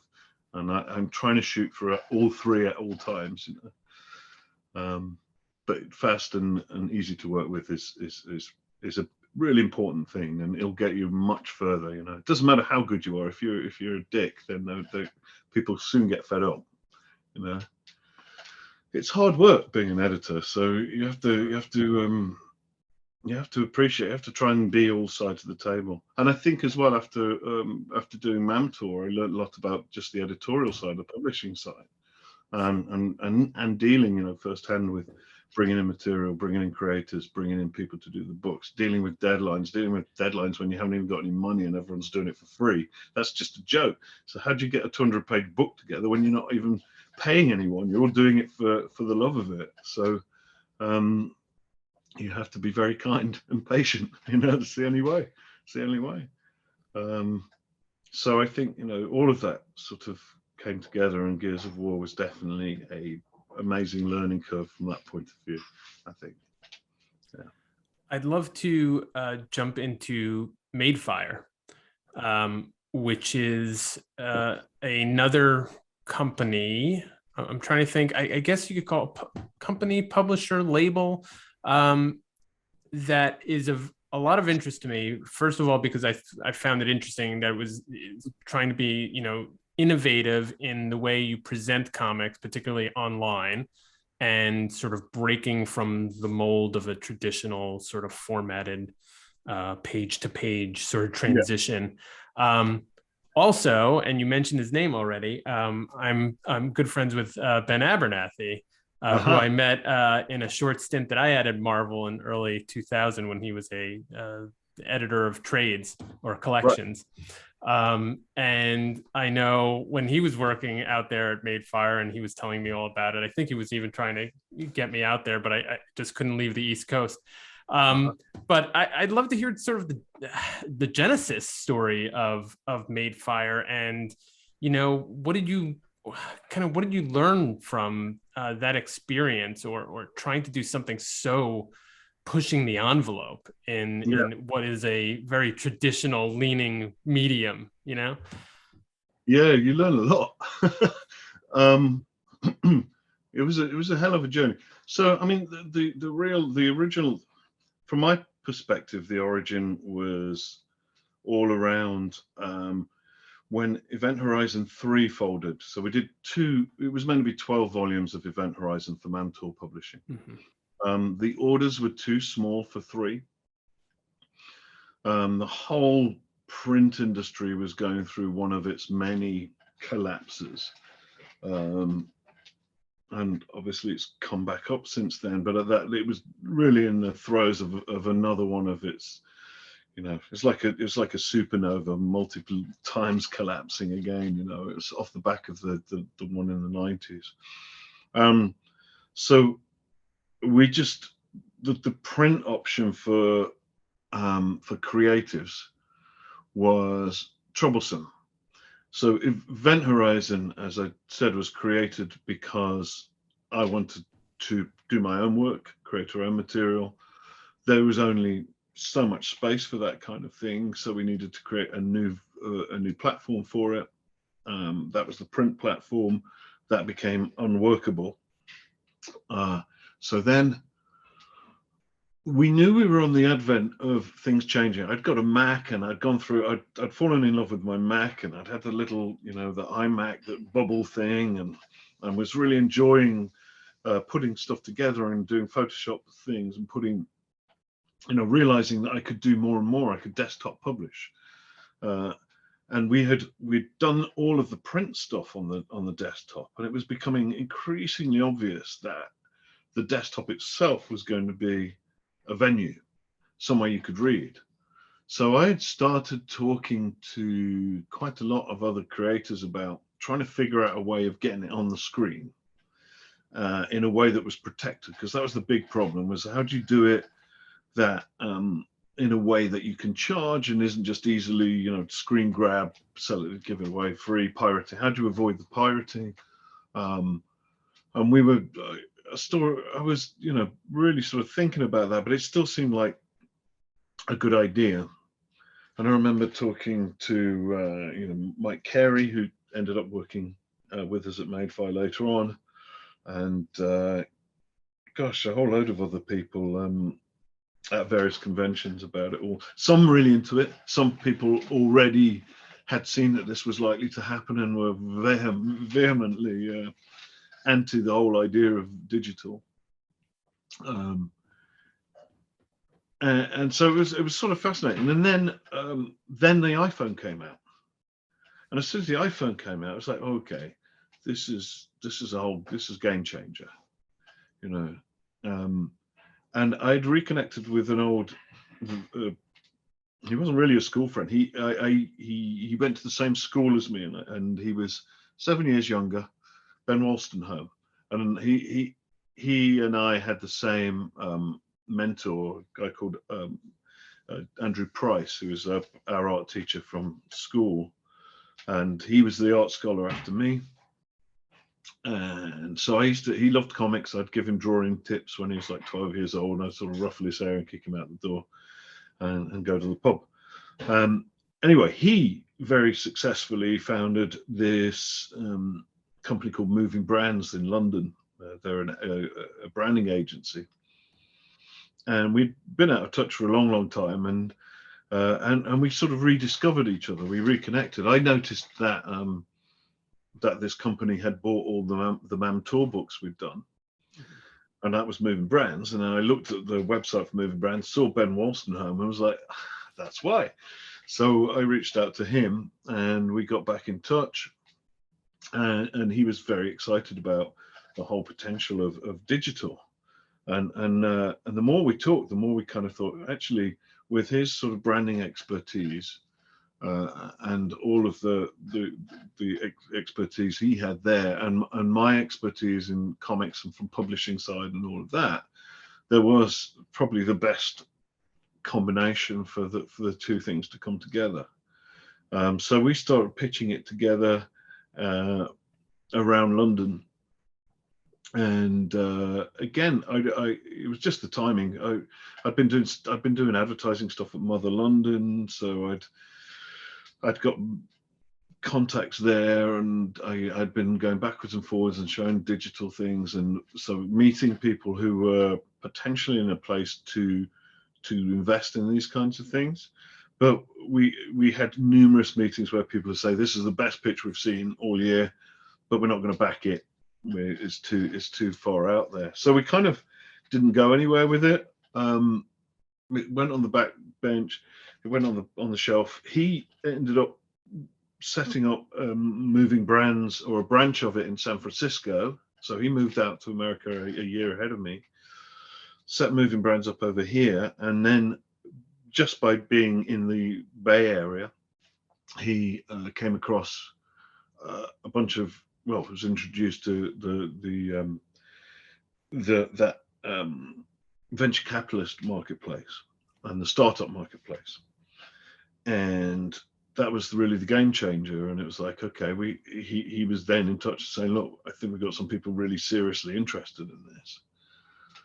So it kind of really all spiraled out of that, and then it was very quickly about putting the team together. We were in San Francisco in one of those. It was a startup of a startup. What was it? I forgot what they're called now. WeWork. Yeah, we were in a WeWork little pod. The four of us at the beginning, as myself and Ben and Eugene, who's the tech founder that Ben had been put in touch with by True Ventures, who were the initial people who came in with the round. And Ben brought his kind of personal assistant Graves in. So there's just the four of us throwing ideas around, trying to figure out who we were going to bring in. We went to San Diego. It's actually Tony Lee who suggested Ben Abernathy, and that was like at San Diego Comic Con. And I was like, well, of course, Ben Abernathy, that's a great idea. So I reached out to Ben and I told him what we were doing, and Ben was looking to do something different and to shift it. At that time, I think he'd been dealing with he was creator liaison, and he was really keen to get back to editing, and this was a editorial role. So he was really excited by that idea, and Ben's just a great guy, so that was good. And then we just kind of grew it out of there. We brought Joe Eladi, who was kind of my right-hand man, and he was running the animation side of things, the way it all put together. And we got really, really good at it. We were faster, cheaper, and more effective at putting together those animations in California than any of the people we tried to ship out to in different countries to get the prices down. It just was, they couldn't do it. There was something specific about the way we were doing it there, and the way that we'd pulled the teams together. But it wasn't. There was a bunch of issues with it. The problem with startups is that they are you're subject to the investors. There's always this need to be constantly sort of pivoting and rethinking the direction. It was meant to be creative first, and some of that got lost in the mix. So you know, and then the other thing I think was just the process was, even though we had this amazing tool that was, you could get online and you could just build these stories and publish them, we were never able to properly implement it so that anyone could use it and publish something and charge for it and get that, you know, so that it would have an interface that would really work to sort of lift other creators and enable them to, well, empower them to make their own stuff and sell their own stuff. So we never quite got the marketplace sorted. And then there was a point where it was suggested that we bring in other publishers and build apps using the Madefire engine to power, you know, motion comics, motion books of for other companies. And at that point, I think the mission of being creative first and being about developing IP and creating a massive kind of cauldron of other sort of IP from lots of different creators that anyone could come to and sift through, and you know, it would be a great sort of place to find new talent and new story ideas and new story worlds. That kind of got lost in the mix, really. And honestly, I'm not really cut out to be an executive. I'm after 4 years of basically just managing and you know, overseeing and wearing many different hats, except the hat that I most wanted to wear, which is writing, drawing, and telling stories. It was quickly becoming like this was never never really the plan, and I felt like there was a point when I was kind of I was being wasted. I think, you know, my best skills, the things I was best at, were not being utilized. And so it really became, it just, at that point, it was time for me to, you know, acknowledge that and move on and leave it to become whatever it was going to become. So I had 4 interesting, very stressful years. I am thankful for the chance to do it, and I'm you know, it enabled us to move to America. I grew in the process because I had, you know, a lot of comic people are very shy. But before I left England 10 years ago, I would have really struggled doing this. And I used to really struggle on panels, and I was never able to stand in front of a room and talk to people and talk about what we're doing and talk about my work and all of those kinds of things. So being forced to sort of stand in a room full of billionaire investors and sell what you're doing, and then go to, you know, conventions and talk about it and panels, and I mean, a lot of that kind of stuff, and head teams, and to work with people and to work with groups of people, all of that was you know, something I never expected to do, something I definitely learned from doing. Yeah, I mean, it was so it was life-changing, really. But I was glad to get back to my roots when Wonder Woman came along. Yeah. I mean, it sounds like an amazing experience in terms of the positive and even the negative. I mean, you know, oftentimes we hear this from a number of creators. You learn a lot, as much, even sometimes more, from perceived or even true failures, I guess, or mistakes than you do some from the successes. So it sounds like the mixed bag of it was a really sort of a good aspect of the learning that you take away from that. Yeah, so. Ultimately, you know, ultimately, it, you know, took a while. It was definitely that. Yeah. It was definitely that. And you know, you have to try these things. You have to be bold sometimes. Yeah. And actually, what we did was pretty amazing. You know, I don't think when it got too complicated, it was really at that point not going to work. The things that have won, things like Tapas, you know, they're like scrolling art. You know, I don't think the hybrid between animation and art was necessarily ever going to catch on in a big way. I think what's sad about it is like that was never my intent either. If these, you know, whoever the setup was not how I would have imagined it. I would have liked to have had just a brief bit of motion in an anthology. So a lot of it was PDFs. The great thing about it was it meant that it couldn't be easily pirated, right, and sold. So having it there was important in terms of just making it unique. But I would have liked the idea that, you know, a lot of it was just straight up comics on a screen. I don't like the comicsology zooming thing around. You know, people zoom in and they move it around. It's right. easy, you know. All the screens are touchable now, so it's evolved. You don't need the guided view thing.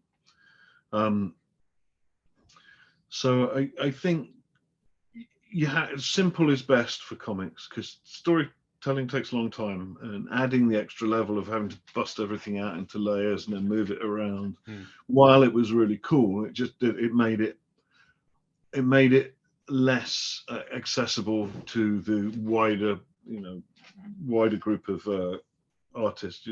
People didn't want to do it. So often we'd have to get somebody else to do the builds and things like that. But again, I think in its own right, I think every time you watch, well, not every time obviously, but a lot of the times you see at the beginning of a show, these kind of motion comics things. We really pioneered that in terms of the timings and everything. We definitely had an impact. I just think we were a little bit ahead of the game. Yeah. Yeah. But yeah, certainly. Timing is everything, right? Isn't it always? Yeah.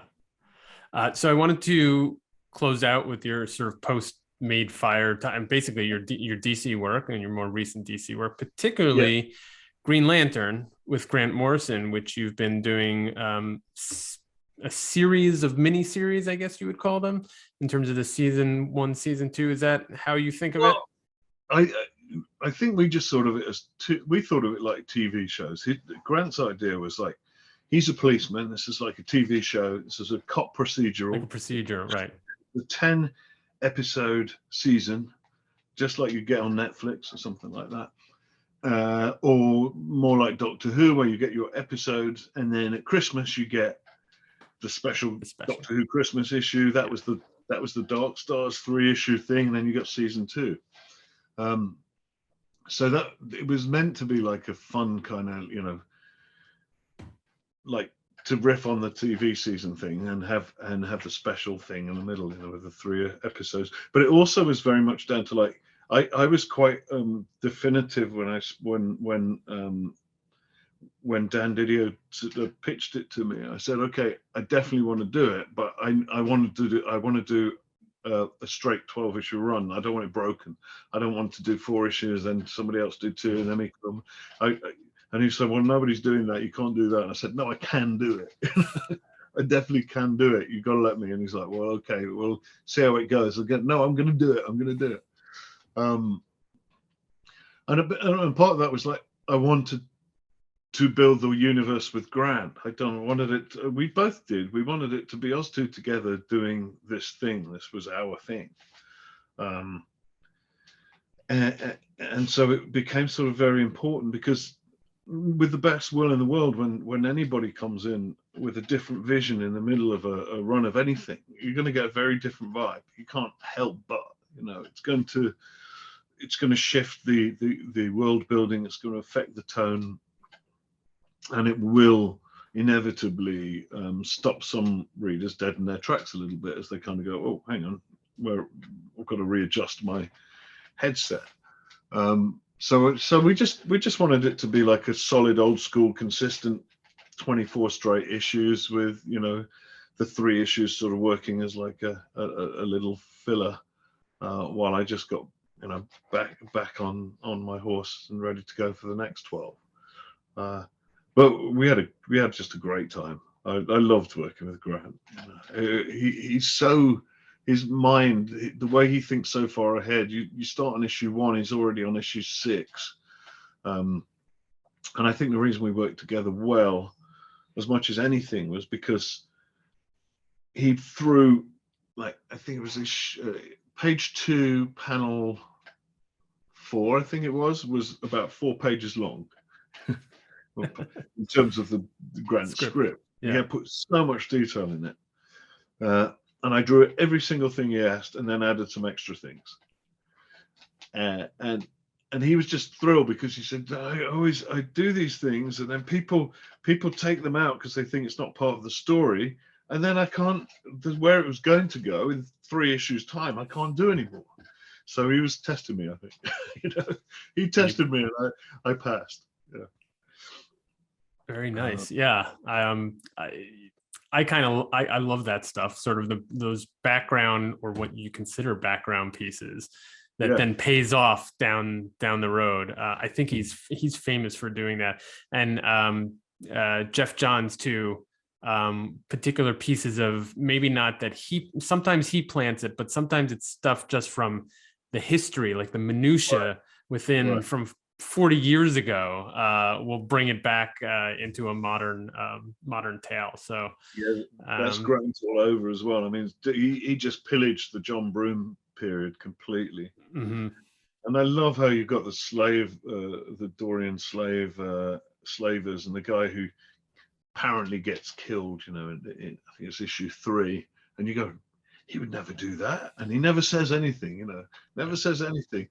And then right at the end, you see that Dorian slaver, he's got a Green Lantern, he's a recruit, and they were obviously working together, and it's a complete fabrication.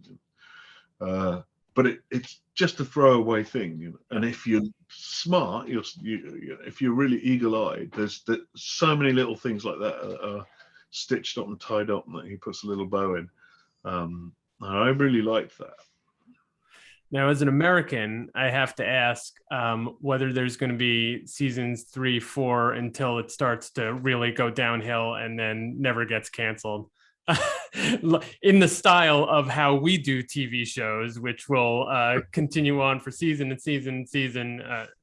I don't really want that, but I am curious whether there's anything coming out past that, or is it a 2 seasons, we told our story, and we're moving on to other things? Well, I mean, that's already 2 years ago now, and there's been editorial changes. And Grant was like, this is my last ever DC book.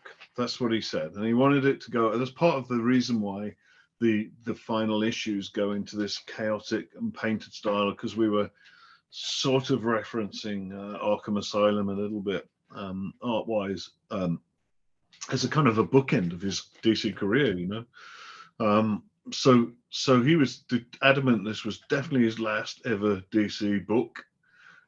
So we went out with as much of a bang as we could. Whether he gets lured back for something or other, we'll see. Never say never.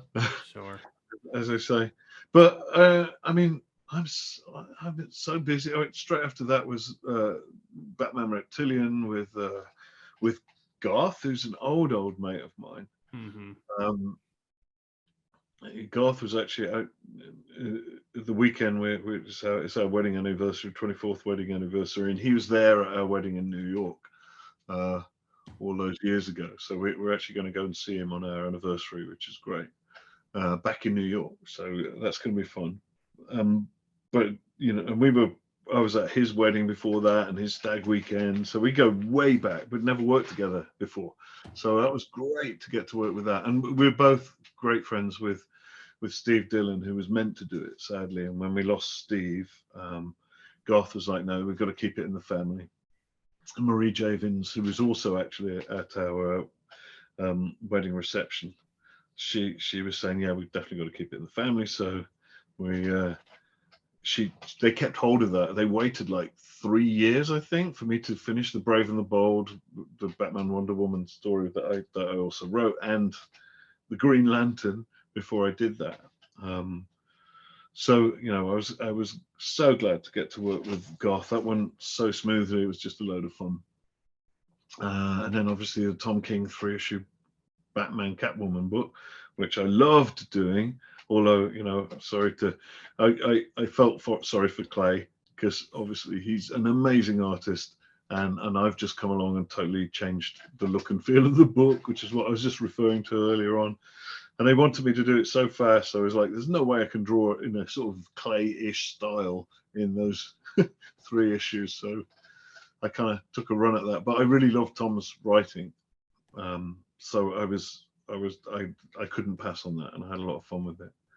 But all of that led into Stonehenge. I don't think I could have launched Stonehenge as well as I did if I hadn't had the last few years at DC and you know, the chance to do the mainstream stuff again and grow my audience back up. So it's been amazing. It's been a hell of a journey. Yeah, I'll say. Sort of reflective of this interview being a hell of a journey over, you know, 3 different sessions, a couple of different days. But Liam, it's been a great pleasure talking to you. I'd love to know, and I'm sure your fans would love to know, you know, what are you working on now? What can we look out for coming up from you? The big thing is Stonehenge, Yeah. Which I'm so proud. I can't believe I finished it for a start. Stonehenge has been coming for many, many years. Since I was about 12 or younger, I've got, well, since as far back as I can remember, King Arthur's been sort of a character of interest to me. And then when I was at school, it's kind of the roots of my love of that kind of anthropology and all of those kinds of things. I did a subject called classical civilizations from the age of 13 through 18. And it was all Greek and Roman and a little bit of Egyptian stuff. Some of it mythology, some of it about epic poetry, some about history and the democracy and the birth of democracy, the birth of drama, all of those stuff in Greece in particular.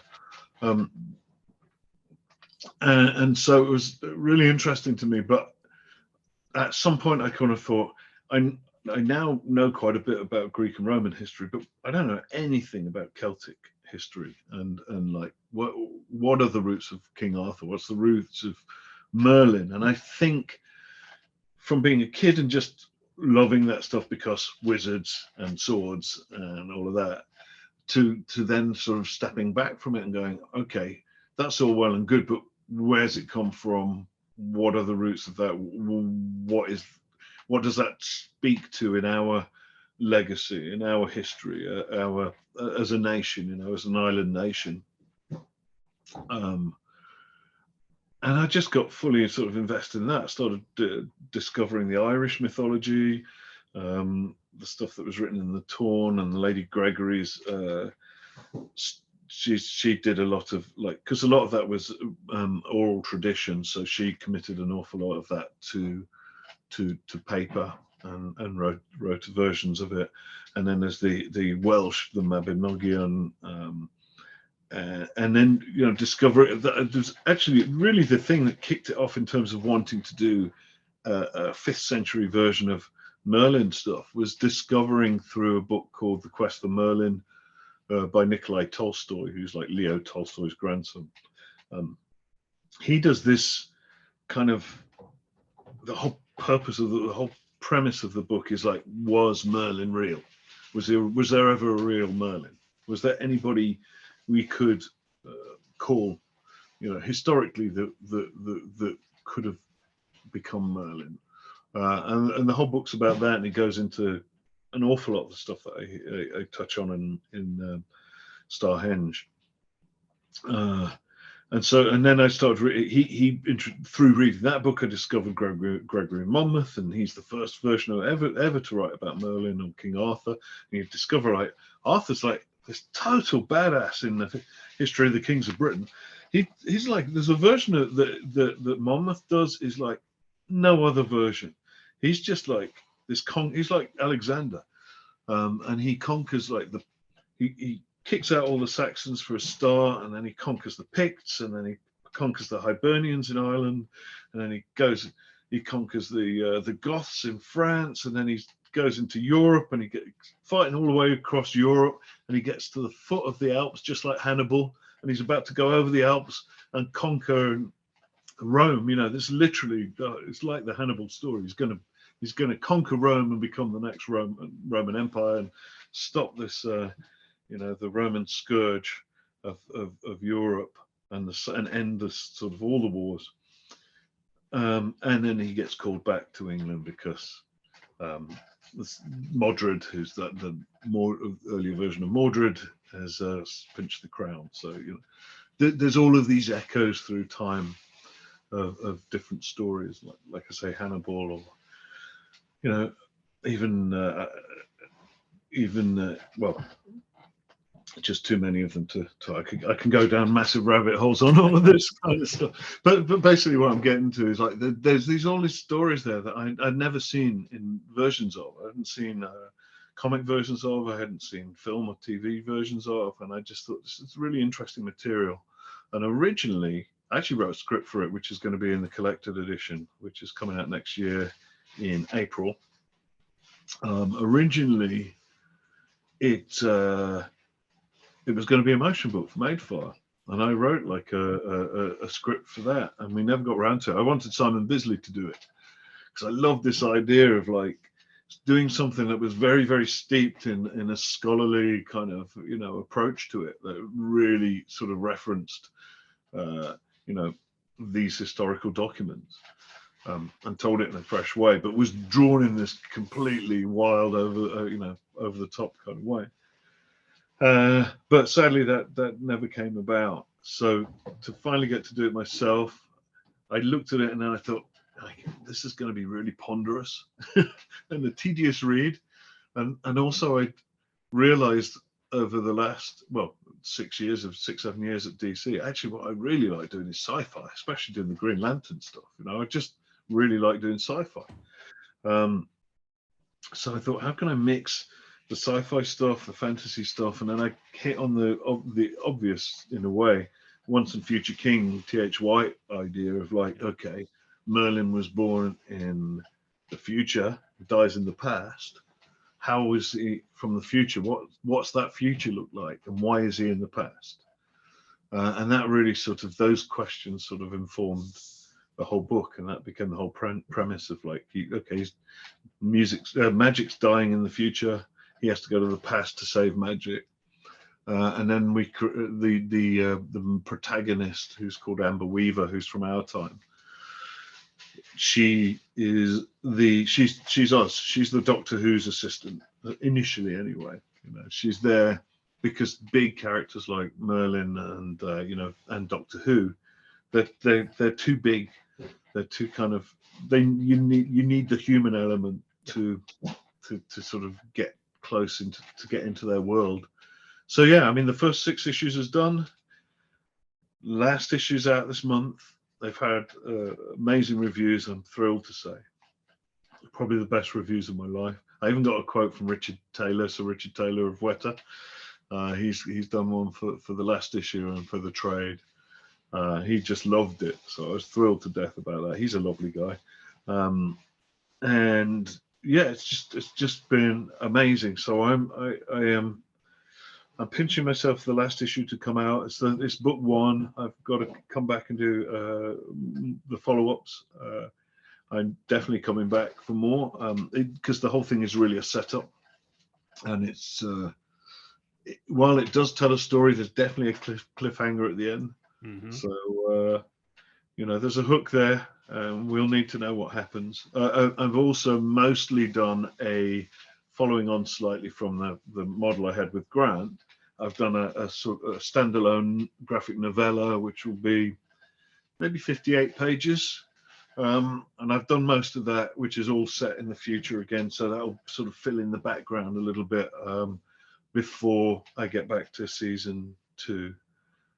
So there's that going on. Meanwhile, I'm getting on with, gosh, so many things. Exo Man of War, which I'm doing at the moment with Becky Cloonan and Michael Conrad. Lovely team of people again. That's for Valiant. Nice. First time I've worked for Valiant. Everyone's been extremely sort of supportive, and people seem to like what we've done so far. So there's that, and then there's other things that I can't even begin to talk about yet, but are equally exciting. So it's all happening. Everything's a bit bonkers at the minute, to be honest. Yeah, it all sounds amazing. Congratulations on keeping so many irons in the fire and having so much success with them. And welcome back, Mike. I don't care what you say about the technical difficulties. The interview was great nonetheless. We were able to overcome those hurdles, thankfully to technology, and another home run. Well, thank you as always, Joe. I appreciate it. I love getting the chance to talk to some of these guys when you guys are not available. And Liam was, as I said, pleasure to talk to. We kind of went deep on a number of subjects. Loved getting into it about Madefire and that whole experience, and always looking to see what's coming next with him. He may have hinted it in the interview. He's certainly hinted it at it on Twitter, but he will be working with Grant Morrison again. We don't know what the project is quite yet, but very interested to see what that is. I'm sure all of you are. But that'll do it for today's episode. Thank you very much for listening. Thank you very much for viewing if you're on YouTube. Please remember to rate, review, and subscribe, whether you are on YouTube or the podcast platform of your choice. And we'll see you next time. Peace.